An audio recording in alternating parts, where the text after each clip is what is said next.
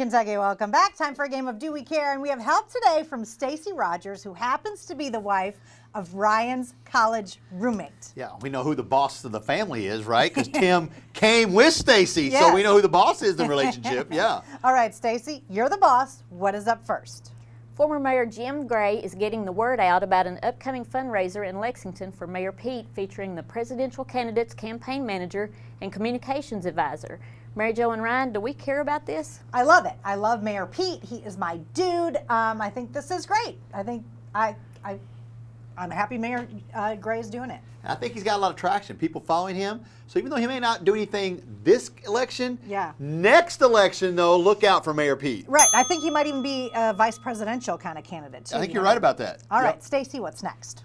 The mayor of Richmond revealed some surprising news during a meeting last night. Robert Blythe told leaders what happened to him just before he came in. Take a listen and tell us what you think. Coming back across the street, I was hit by a car. Seriously. Today? Just a moment Just ago. now, yeah. I beat on his car and so I kept going. I got his license tag. Hit by a car. Hit by a car ride. Were you in Richmond last night? I don't know. But how tough is Robert Blythe? Hit by a car, get up, and still comes to the meeting. Yes. And then, yeah, after a while, he was like, you know what, I'm not really feeling this, guys. Let's call the meeting short. But yes, they're like, right now, you just got hit by a car. He's like, yes, right outside. And Crazy. still made the meeting. Dude needs to go over to Madison Gardens, have some wings and a beer, and you'll be just fine. All right, Stacy, what's next? A Lexington lawmaker has removed his Facebook post, which falsely claimed that terrorists are knocking on doors to inject people with HIV. Representative George Brown says he thought the warning was worth sharing. Despite questions about its accuracy, do we care about this story? Okay, so that seems like you might want to double check before you warn people that terrorists are knocking on your doors giving you HIV. Yeah, absolutely. That's a That's little yeah. over the top. I mean, people have been going door to door, trying to get, this other story we've talked about on this show. Yeah. But terrorists with HIV, Check. Yeah, that just seems like it's not a real thing. All right, just saying. All right, Stacy, what's Wow. next? A Tennessee assistant football coach took to Twitter following Saturday's win over Kentucky, trolling True Blue fans by posting a picture of the beer barrel trophy that used to be awarded to the winner of the annual matchup. Do we care about this tweet from the Vols tight end coach? I mean, yeah, he's definitely a troll, and Tennessee people are trolls. I mean, I can't believe we're talking about Tennessee beating us in football still, but I would do the same thing. Yeah. If it was me and we won the game, I'd have that sitting on my desk and trolling Tennessee fans. But guess what? We lost. We stuck it up and we lost. Gosh, and what? And basketball. Oh, okay. Anyway, Stacy, 3rd and goal from the 1, by the way. 1 yard. 1 yard. What's next?